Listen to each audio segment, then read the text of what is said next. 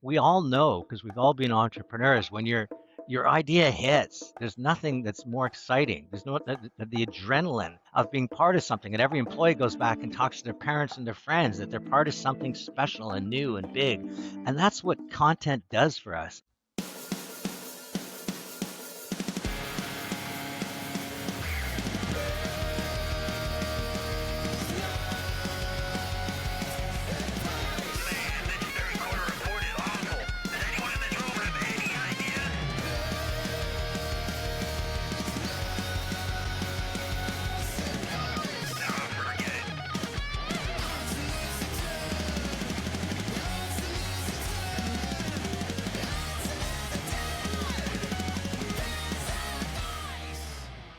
Well, I'm really excited that we have Tony with us today. A lot of people may know who Tony is. He has his own podcast, Chatter That Matters. I've seen a ton of your episodes, and then he also has a startup called Chatter AI. The thing Chatter AI does is it does unparalleled intelligence gathering for clients, not just what's happening in the domestic market, but globally. We look at white papers, scientific studies, we put this all in this incredible cauldron using agentic AI, and then out of it, we extract really powerful insights that ladder into what a client should do to go after growth opportunities or to counter competitive threats. It's a think tank, but with a marketing lens.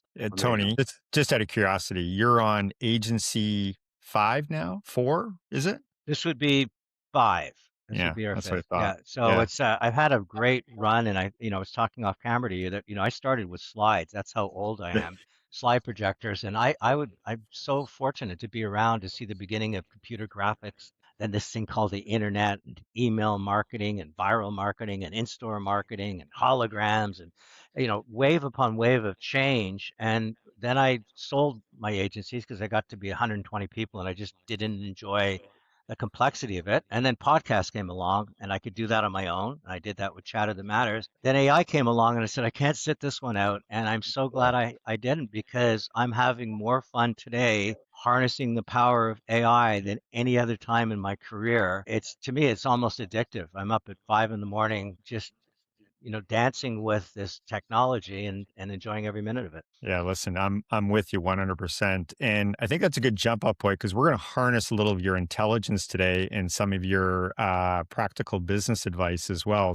But before we get started, because I know you're going to introduce the topic today and really get into it, I got a public service announcement, guys, that I have to make. This is a public service announcement brought to you by Unsolicited Business Advice. If you're a billion-dollar traditional broadcaster in the age of streaming, please remain calm and step away from your television. Over to you, Ian.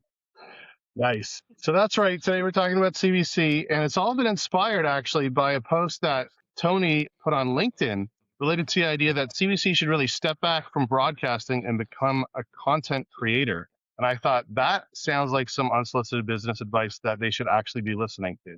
So thanks so much for joining us today, Tony. We talk a lot in Canada about how much money we spend on the CBC and how it's, it is obviously a very expensive asset.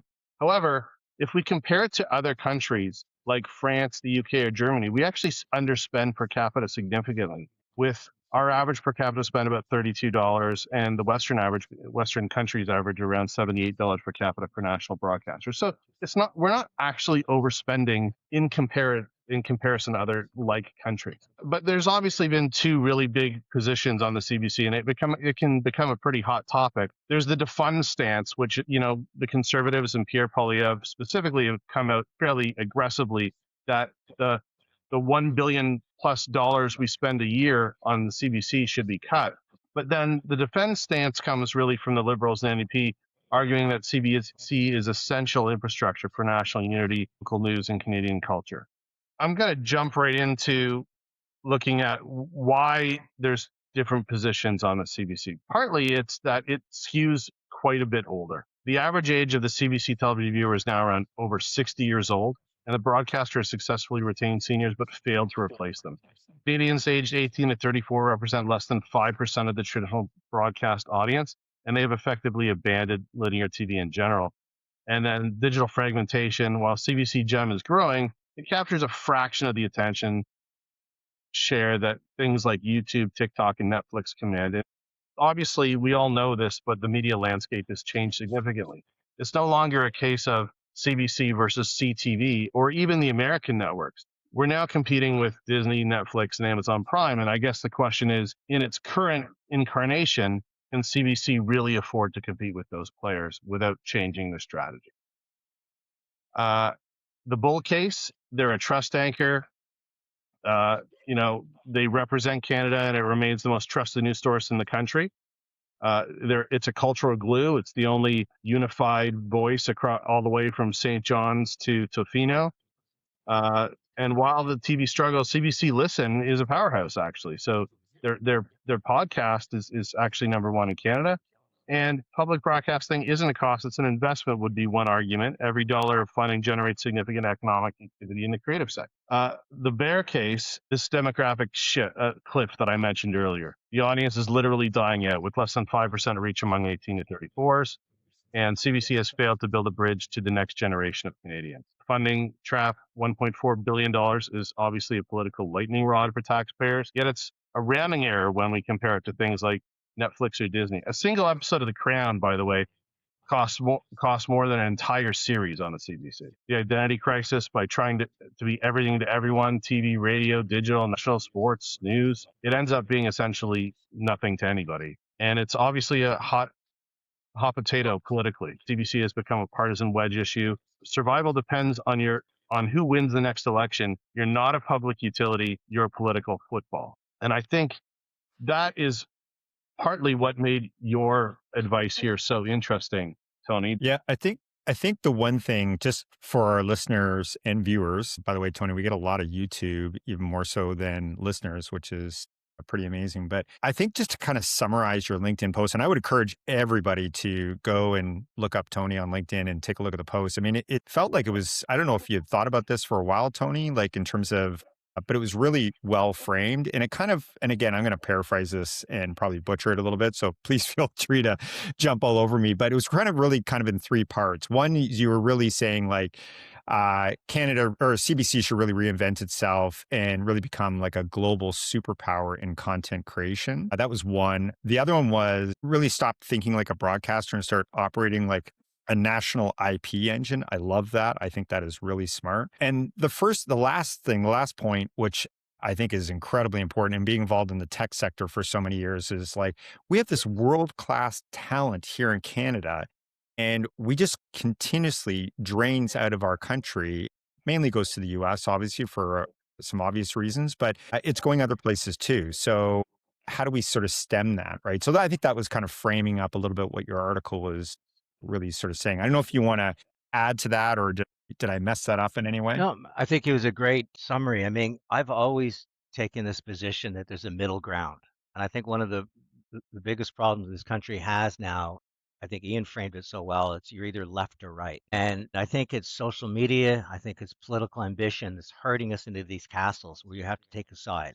And the middle ground's become a toxic moat. And my belief is that there's always a solution. Canada punches above its weight class with producers, writers, actors, musicians. We have so much talent here, but once again, we find ourselves a branch plant. They call it Hollywood North or BC's studios, but it's really just a place people go take advantage of tax credits and our capabilities and our competencies, but we lose the IP. And so my point was, let's focus it on creating content that the world wants, not Canadian content that we deem to be protecting our identity, but creating content that the world consumes. And when they do, we're creating a creative community. And we know because of the tech industry, these are high paying jobs. These are jobs where people show up with shining eyes, swagger, excitement, energy, enthusiasm, and that lights up an entire economy. I think that Canada should be a creative powerhouse. As we sort of shift towards this IP engine, as you sort of referred to it, something's either got to shrink or we need to redirect, refund. Like,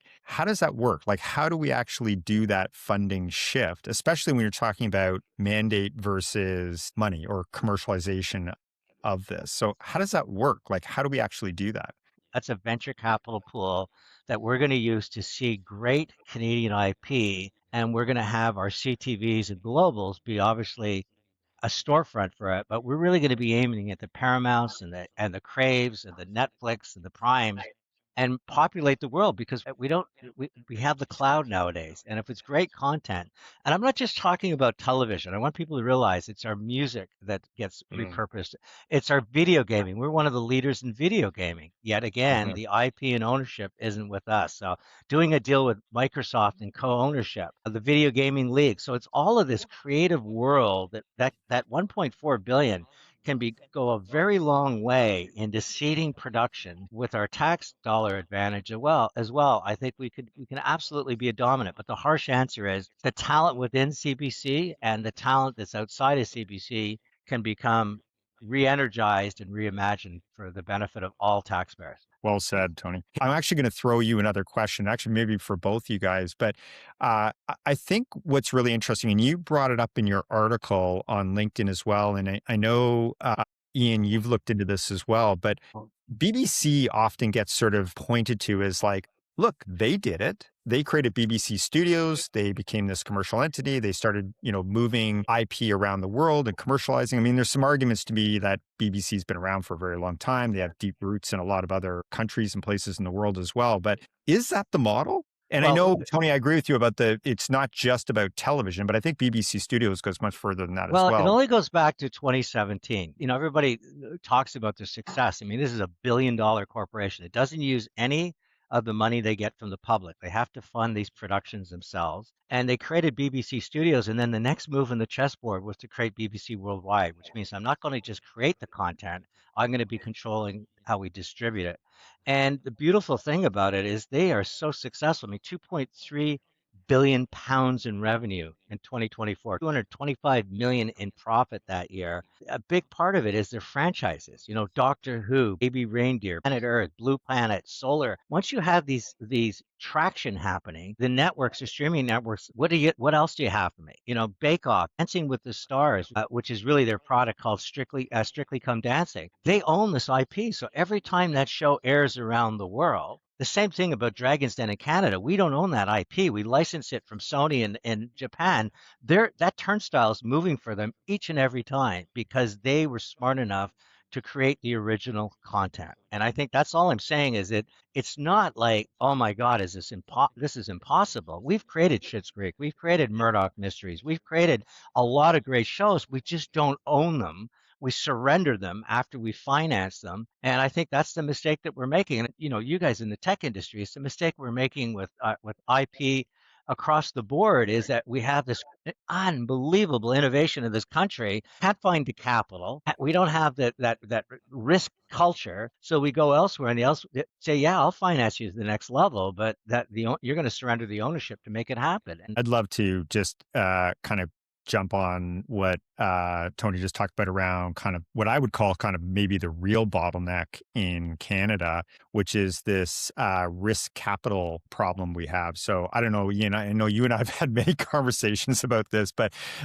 maybe get your perspective on that. Well, it's obviously absolutely a problem. I mean, there's things were created like CBGF, the Canadian Business Growth Fund, as a direct result of the fact that our banks weren't lending out to startups at the same rates that is happening in the US. We don't have the same strength in the private equity and venture capital pools, obviously, again, partly due to the fact that the banks don't necessarily back a lot of those investments.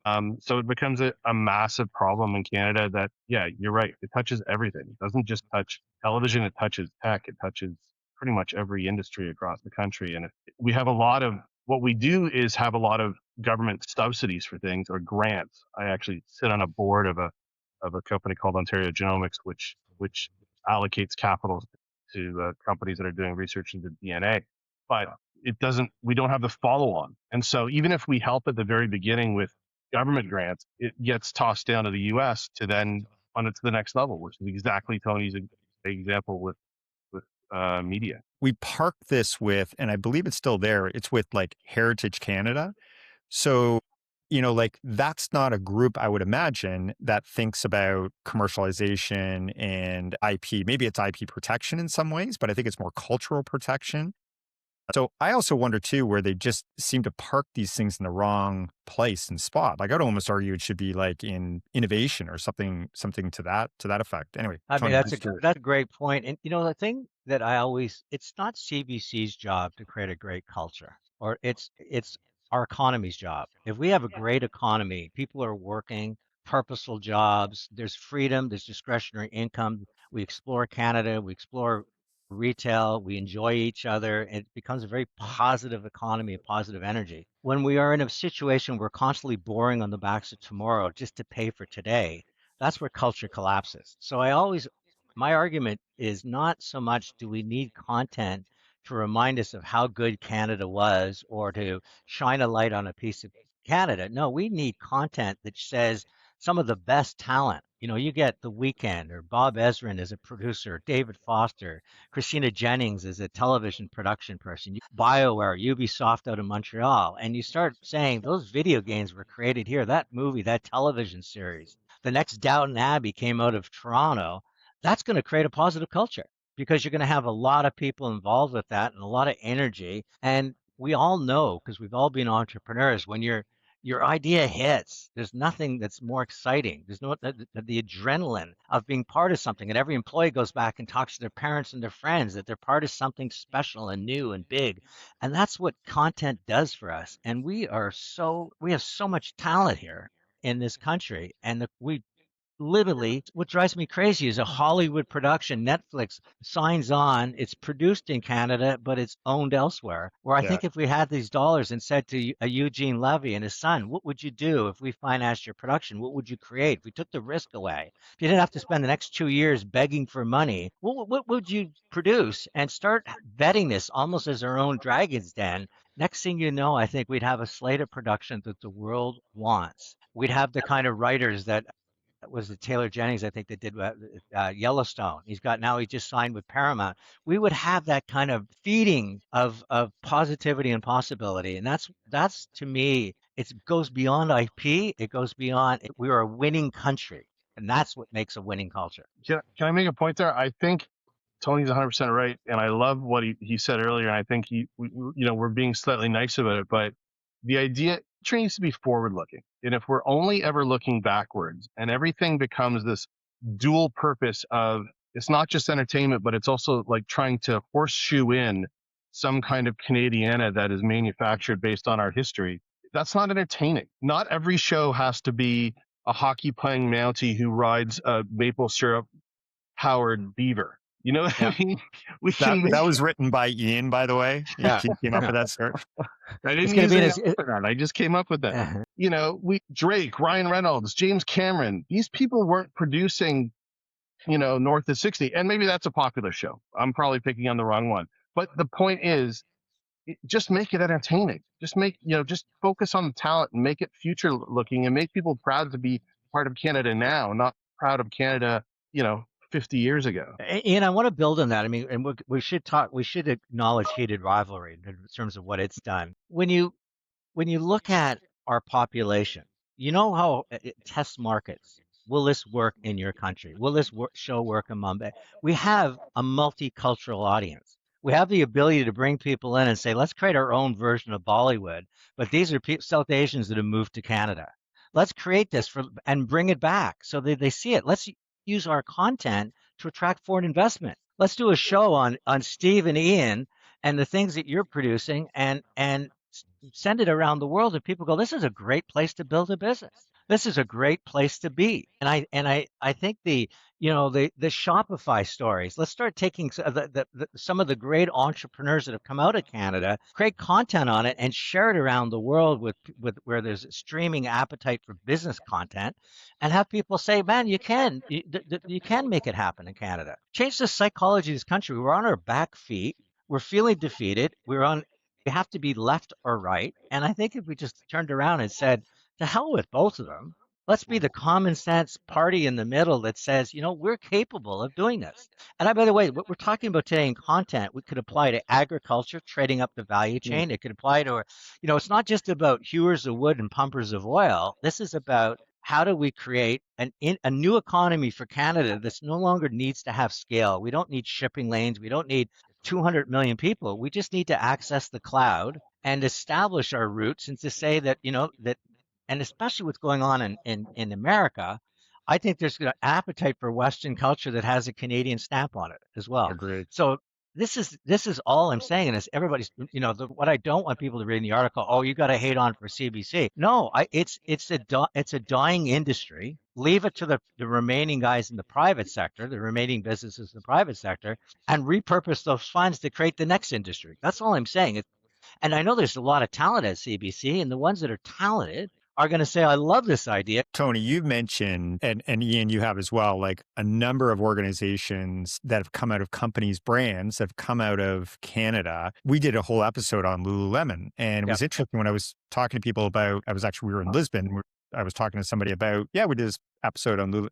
They were like, oh, isn't that American brand that came out of like San Diego? And I'm like, no, actually it was the founder was out of Calgary, and here was the story behind it. And they're like, Canada? No. I think it's the same. Like Shopify. If you talk to people at Shopify, people have no idea that it was born here in Canada. So I actually would be curious what your thoughts, because you are a marketing, PR guy. I think Canada has a huge PR problem and has had a huge PR problem for decades. But I'd love you just to touch on that. Like, how do we get beyond this? Well, the only time we seem to have some swagger is if we're playing hockey and it comes down to one game and we're either on our back feet or we're skipping down the street. I think the issue starts domestically. We have a branding problem. We don't believe in Canada. And our politicians, I think, have done this. I'm not saying intentionally, but they've done this to win. They've created this climate of fear and defeat, and only we can save you. Only if you come in here can I protect you from the other people that they're evil. And I think that's washed over all of us. I look in our educational system, Steve, and I go, I have three nieces going through it, and I'm appalled at what they're taught. They're not taught critical thinking and creativity. They're not learning about our great success stories. They're there to apologize for our past sins. And I'm going like, this whole culture is a culture of weakness. It's a culture of being defeated, of having to be taken care of, having to come out with our hands out and go, more, please. As a Boeing, we're 40 million people sitting on the greatest wealth in the world, 3 coastlines, sharing a border with the greatest economy in the world, and we're piling on future debt to pay for today's bills. And that branding issue is not just an external branding issue. It's a friggin' wake-up call to this country that says if we don't turn this around and have people to start believing in it, all we're going to attract is people that want to come into Canada for our free social services, our extravagant social services. And the winners are going to be leaving this country because they're going to go, the climate is no longer conducive to building and creating and imagining. So, that's a long answer to a short question, but Canada's branding problem has to begin first and foremost here. Because I would tell you, if you asked a half a dozen, 9 out of 10 high school students where Lululemon was in Canada, they probably say the States. Yeah. It's not just a Portugal issue. This is an issue for Canada. And we need a leader that's going to emerge that's not full of hate and venom and rhetoric and not answering questions and all the circus that's happening in Ottawa. And someone that's going to emerge and say, okay, it's time. Let's make Canada great. Let's focus on that kind of attitude. Whether you like the Americans or not, they've decided that they want to reclaim their world power. And we're a victim of that. A lot of places around the world are feeling that, but at least they're taking a line in the sand. And I'd argue we don't have a line in the sand. Well, I would argue their stance is a wake-up call for us, as you put it.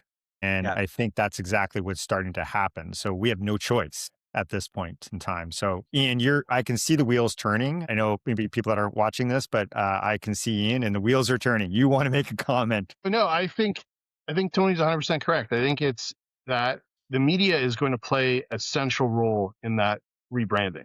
And if you look at I would argue the golden age, well, at least for me as a child, the golden age of Canadian television was SCTV and the Kids in the Hall. It was something we could compete on without the same budgets. We were funny. And that's when Jim Carrey, came onto the scene. And, in the US, they've always used their media to further their own dominance in terms of the American story. And if you look at a lot of the movies that, maybe not that have come out recently, but the ones that came out back in the 80s and 90s, they were always very pro-American, and they spread that message to the entire world. And that made Americans proud. It wasn't just their armies that made them powerful. It was also their media that made them powerful. So great point. I think Tony's point about turning CBC into a content creator like the BBC is not just important because it would take $1.4 billion off of our deficit. I think it's also because it would potentially give us something to be proud of again. And so, when I look at the CBC, I think this is a pivot point as well, to the point of what Tony's done with Chatter AI. This is maybe the first time in the history of media where, well, maybe back when it was radio only, but where budgets don't matter like they used to. It's now about creativity, because what you can do with AI completely levels the playing field. We could now create science fiction movies on level with Hollywood at a fraction of the budget. And in fact, also maybe for the first time in a very long time, it's almost an advantage to not have giant overheads. That's a great point as well, Ian. Let's just touch on one more kind of area, because Ian, you actually just brought up a really good point about sort of AI in terms of the capability. But let's just touch on one more area, and it's more around like timing or kind of the horizon and what that might look like with this. Because to your point, we're all involved in AI in different ways, and I'm just floored by the speed in which you can stand up new ideas. We did a whole episode on vibe coding just recently. It hasn't aired yet, but 100, what is it, Ian? 100,000 new projects, if you will, but actual ideas are coming live every day on Lovable. Every day. Now, these are entrepreneurs that are literally taking their idea and they're bringing it to life. Like this makes YouTube and the creator economy look like chump change. Like this is going to be just incredible in terms of growth. I just sort of question, like, is AI just going to help us with speed as well? But what's the time horizon? If we kind of go back to like, let's use CBC as a bit of the anchors. I think, Tony, you touched on a whole bunch of other areas, but do we have the time to be able to do this, considering what's going on economically, globally, politically? Do we have the time to be able to do this? Or do we just like, no, we just keep going the way we're going? But do we have the time? Well, the way I'd answer that is can we afford not to do this? How long can we continue to just pile debt on? They talked about the 12 billion Canadians that are food insecure, 12 million Canadians that are food insecure, and the 12 billion we borrowed on the backs of future generations to put food on their table today. And we call it the generosity of government. We have to get serious as this country. Look at what Norway's done with their sovereign fund, focusing on oil. Look at what Israel has done in a small economy saying, I'm going to own IP. I'm going to be the inventors of the world. Look at what Dutch has done and saying, I'm going to repel the ocean's waters because that's the only way our country survived. Now they produce more agriculture and export more agriculture than Canada does. Think about it. The Netherlands is the size of your fingernail. And so these are countries that have decided they're going to make big bets. Singapore did it with biology.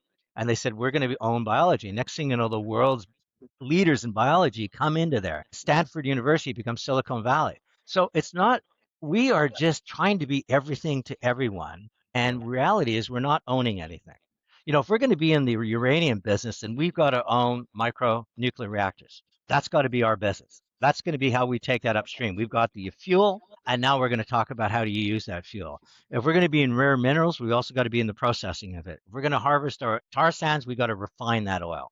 We've got to start thinking up the value chain across everything that we do as a country. And to me, the beautiful thing about content is it's almost a celebrity. It has a spotlight. It has a cachet. James Cameron's coming back to Canada to produce his next film franchise. Ryan Reynolds is going to be producing his next IP in Canada in partnership with this fund. And next thing you know, we're looking around going, that's Canada that's going to be producing for the world. So this is why I look at content as sort of the Trojan horse.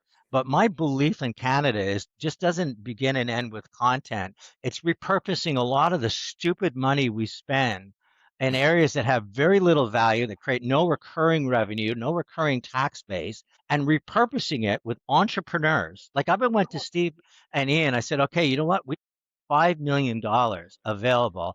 And there's 3 teams like you that are proven themselves as business leaders, successful business leaders. Come back to me with your idea and we'll take the risk away. And we're going to give you right up to Series A financing. We're going to take you all the way through that. Why not create an epicenter where you come for first mover advantage to Canada, where your IP is here. You've got a supercomputer to model how this will succeed in markets around the world. You've got branding experts, some of the best advertising agencies of the world. The Zulus and Rethinks are in Canada. We're going to bring all of this, the sales energy, all this stuff. So you bring your ideas to Canada, and we'll be the petri dish of the world. This is the kind of thinking we need as a country. I don't know if the existing CBC can change. I've seen very few examples in history where a business was going in one direction and you asked it go in a completely different direction and they did it. But you made a point earlier that I think is great. David versus Goliath. And today the slingshot has never been better, never been stronger. And if we took that slingshot and aimed it to the bureaucracy of Hollywood and the entourage that surrounds Hollywood and said we can disrupt Hollywood with our AI and our talent, that to me is magical thinking because it says we're not going to be the next Hollywood. We're going to be the next version of what Hollywood can be because Hollywood will have difficulty changing. They've got their screen guilds, their unions, they got everybody holding them back. We don't have that. We have the conditions to disrupt. The same mentality Israel has, the same mentality a lot of countries have nowadays that says that size and scale no longer, shouting loud is no longer the conditions of success. It's really about identifying unmet needs. And I don't believe that we need a public broadcaster in this country. We need a lot of influencers broadcasting about this country.